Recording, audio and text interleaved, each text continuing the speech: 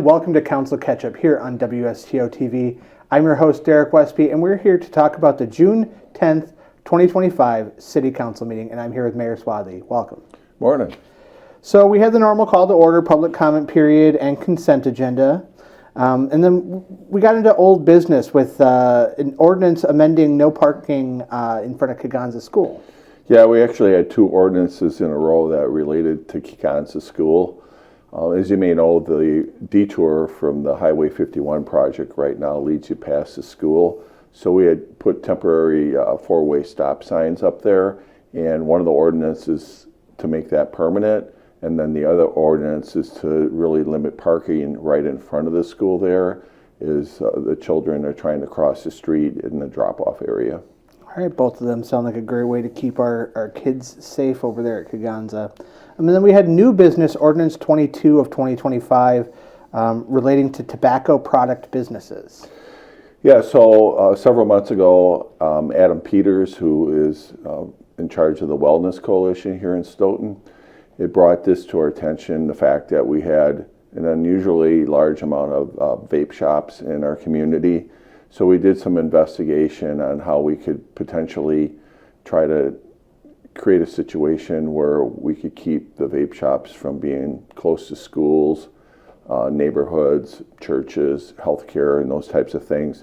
And what we discovered is we couldn't really do anything through the licensing because the way that's structured, if somebody fills out an application, as long as it's complete, we have to approve it. So we decided what we could do is we could go through the zoning ordinance and make some changes there to limit how close they would be to the schools, churches, healthcare, neighborhoods, and those types of things. And then we had the planning department worked on some mapping to show what that would look like. The city attorney looked at some other ordinances, and I think it was Superior and Monona, and what they had done. Some other communities had done moratoriums until they figured it out. We decided we'd go ahead and move forward with creating the ordinance and invest our time and resources on that. So last night was the first reading to that effect. So we anticipate at the second reading, once that ordinance is passed, if somebody comes in to open up another shop, they would have to do it within the guidelines that are set out, and it'll be somewhat limiting. Okay. And does that affect the current vape shops that we have, or would they be grandfathered in? They would be grandfathered in.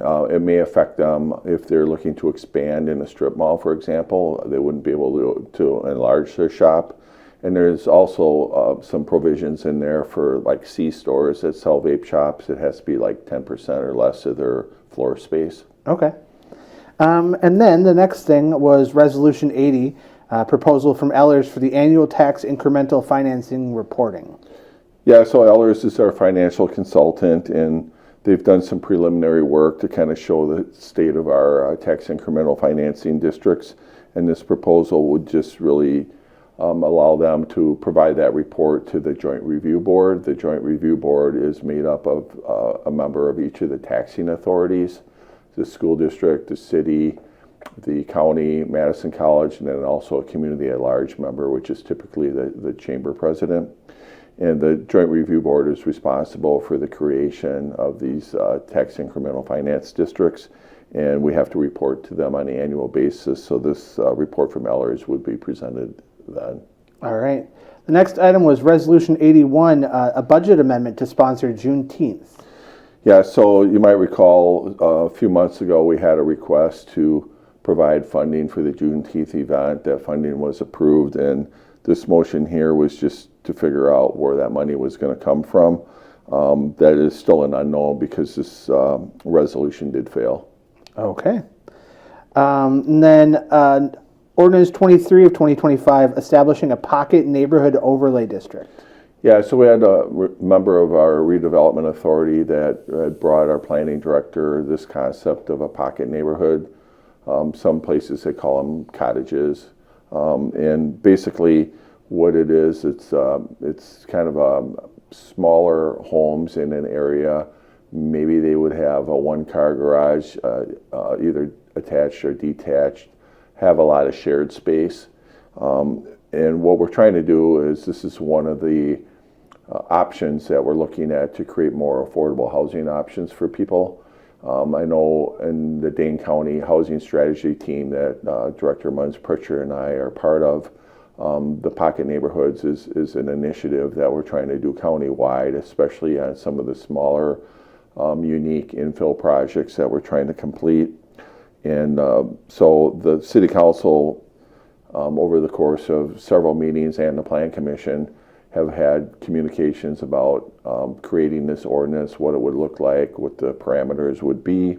City Council is really excited to implement it, so they actually waived the first reading, went to the second reading, and approved it. Okay. The next item is item number 12, Ordinance 24 of 2025, relating to building codes. Yeah, so right now if somebody wants to construct a commercial building, they typically would have their plans approved by the state of Wisconsin. Our building inspector had experience working with a third party that would be basically certified to approve those plans as well as another option to streamline the process. So this really gives the city an opportunity to take advantage of that third party to keep these projects moving. All right. Resolution 82 of 2025, authorizing and directing the proper city officials to enter into an agreement for the SRO position. The police chief, Jenks, has been working with Dr. Keyser in the school district for several years now about reinstituting the school resource officer in the district. So there's multiple kind of layers of this. One would be an intergovernmental agreement, which we approved last night, and that would be between the school district and the city, which lays out the terms and conditions of that position. So it would be the length of the position, the responsibilities, the split on how we would share the cost of that. The city will have also some sort of a memorandum of understanding for the job assignment for whatever officer is selected to be that school resource officer. So the purpose of this position is to be in the schools to provide some mentoring, a way to build relationships between the police, the students, and staff. Obviously, you have an officer there, might have some, public safety benefits.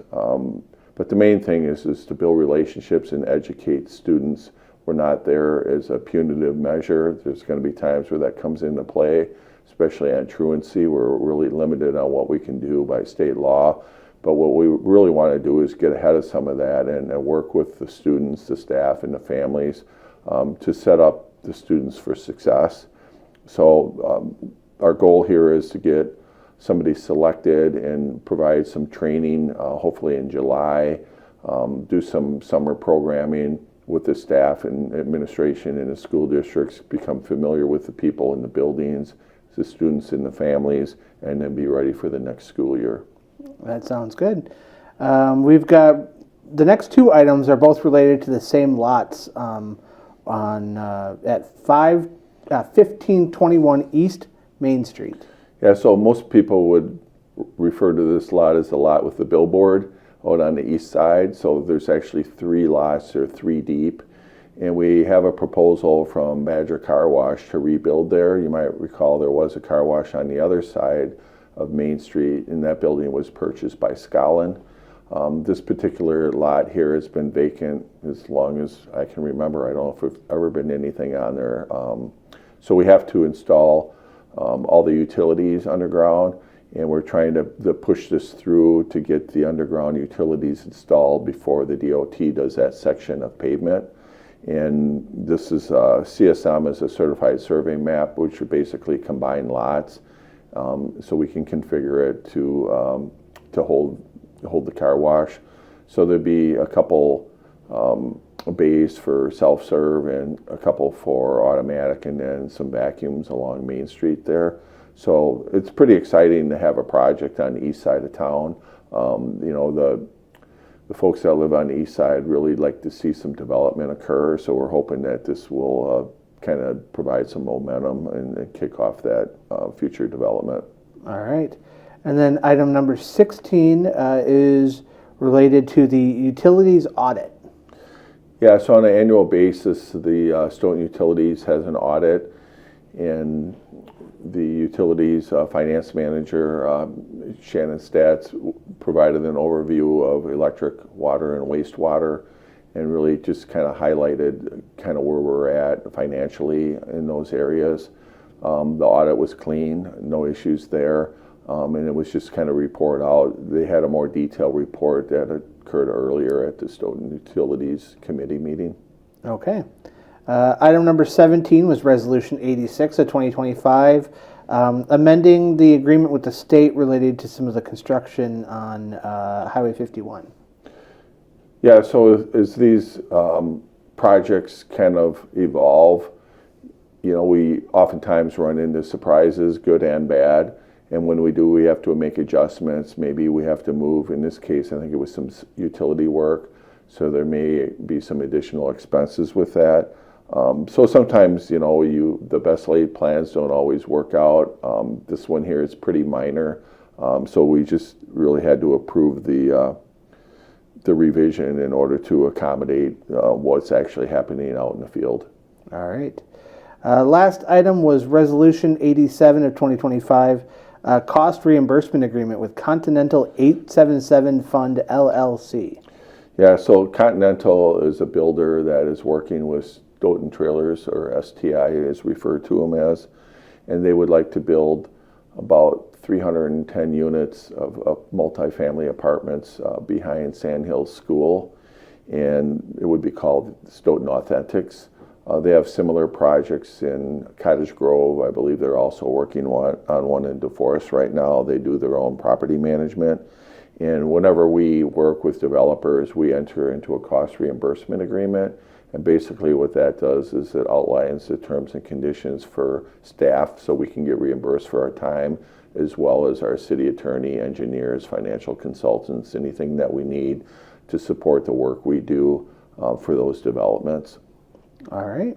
That's all we had for the June 10th, 2025 City Council meeting. We'll see you next time on Council Catch Up.